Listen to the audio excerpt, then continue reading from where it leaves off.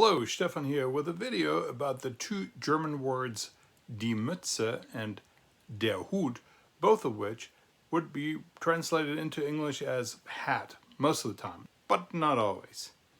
Liquidity. Obviously, the German word Hut, der Hut, and the English word hat are cognates. They obviously have the same origins and basically mean the same thing. However, in English, this could be referred to as a hat, whereas in German it would never be referred to as Hut. So in English I could call that also a knit cap or a toboggan. There are different words for that, but in German it would never be Hut. This is most definitely Mütze. And why is it Mütze? Because it's not firm, because it's very pliable, it does not have a firm structure to it, and it's also not a very formal kind of headwear. However, this beauty, which used to fit my head, I guess my head got a little bigger over the years, used to fit, this would be most definitely Hut in German. Also in English, hat, but Hut most definitely because I have a firm rim to it, a firm structure. It is semi-formal, I would say. It's not like super casual. So this would most definitely be Hut. This interesting piece of headgear would be somewhere in between.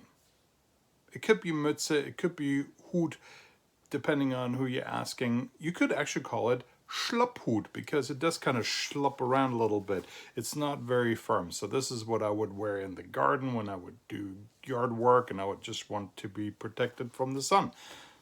I would call this a Hut, der Schlapphut, not really Mütze, just because it has a rim. It's also a little bit more protective maybe, has a little bit more structure. This, which in English we can call hat or cap or ball cap maybe, even though it's not a real baseball cap, this in German would most definitely be Mütze. You could maybe get by with calling it Hut, but it's really more Mütze because it's very casual and it's mostly floppy.